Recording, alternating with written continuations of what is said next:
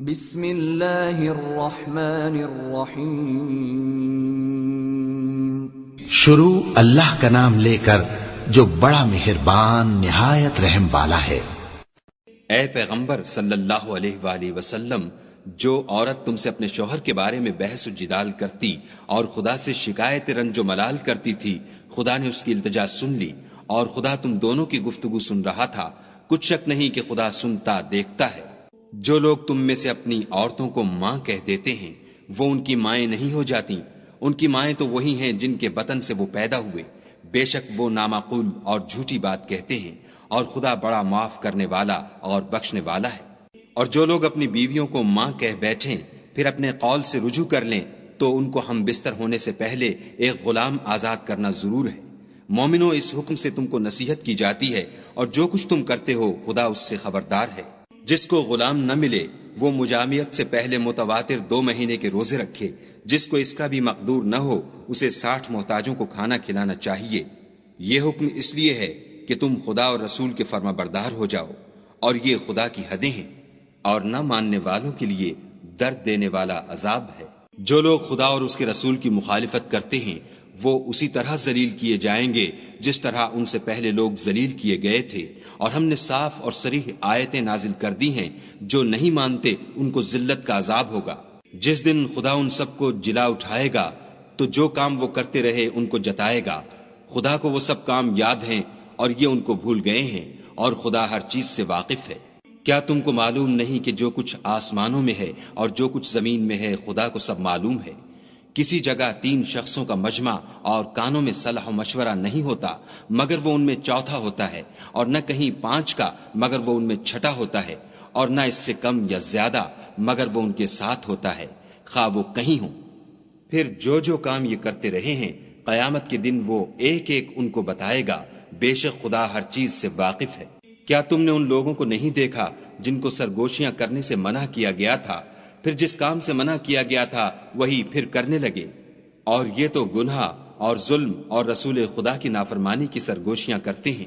اور جب تمہارے پاس آتے ہیں تو جس کلمے سے خدا نے تم کو دعا نہیں دی اس سے تمہیں دعا دیتے ہیں، اور اپنے دل میں کہتے ہیں کہ اگر یہ واقعی پیغمبر ہیں تو جو کچھ ہم کہتے ہیں خدا ہمیں اس کی سزا کیوں نہیں دیتا؟ اے پیغمبر صلی اللہ علیہ وآلہ وسلم، ان کو دوزخ ہی کی سزا کافی ہے، یہ اسی میں داخل ہوں گے اور وہ بری جگہ ہے۔ مومنو، جب تم آپس میں سرگوشیاں کرنے لگو تو گناہ اور زیادتی اور پیغمبر کی نافرمانی کی باتیں نہ کرنا، بلکہ نیکوکاری اور پرہیزگاری کی باتیں کرنا، اور خدا سے جس کے سامنے جمع کیے جاؤ گے ڈرتے رہنا۔ کافروں کی سرگوشیاں تو شیطان کی حرکات سے ہیں، جو اس لیے کی جاتی ہیں کہ مومن ان سے غمناک ہوں، مگر خدا کے حکم کے سوا ان سے انہیں کچھ نقصان نہیں پہنچ سکتا۔ تو مومنوں کو چاہیے کہ خدا ہی پر بھروسہ رکھیں۔ مومنوں، جب تم سے کہا جائے کہ مجلس میں کھل کر بیٹھو تو کھل بیٹھا کرو، خدا تم کو کشادگی بخشے گا۔ اور جب کہا جائے کہ اٹھ کھڑے ہو تو اٹھ کھڑے ہوا کرو۔ جو لوگ تم میں سے ایمان لائے ہیں اور جن کو علم عطا کیا گیا ہے خدا ان کے درجے بلند کرے گا، اور خدا تمہارے سب کاموں سے واقف ہے۔ مومنو، جب تم پیغمبر کے کان میں کوئی بات کہو تو بات کہنے سے پہلے مساکین کو کچھ خیرات دے دیا کرو، یہ تمہارے لیے بہت بہتر اور پاکیزگی کی بات ہے۔ اور اگر خیرات تم کو میسر نہ آئے تو خدا بخشنے والا مہربان ہے۔ کیا تم اس سے کہ پیغمبر کے کان میں کوئی بات کہنے سے پہلے خیرات دیا کرو ڈر گئے؟ پھر جب تم نے ایسا نہ کیا اور خدا نے تمہیں معاف کر دیا تو نماز پڑھتے اور زکوٰۃ دیتے رہو، اور خدا اور اس کے رسول کی فرما برداری کرتے رہو، اور جو کچھ تم کرتے ہو خدا اس سے خبردار ہے۔ بھلا تم نے ان لوگوں کو نہیں دیکھا جو ایسوں سے دوستی کرتے ہیں جن پر خدا کا غضب ہوا؟ وہ نہ تم میں ہیں نہ ان میں، اور جان بوجھ کر جھوٹی باتوں پر قسمیں کھاتے ہیں۔ خدا نے ان کے لیے سخت عذاب تیار کر رکھا ہے، یہ جو کچھ کرتے ہیں یقیناً برا ہے۔ انہوں نے اپنی قسموں کو ڈھال بنا لیا اور لوگوں کو خدا کے رستے سے روک دیا ہے، سو ان کے لیے ذلت کا عذاب ہے۔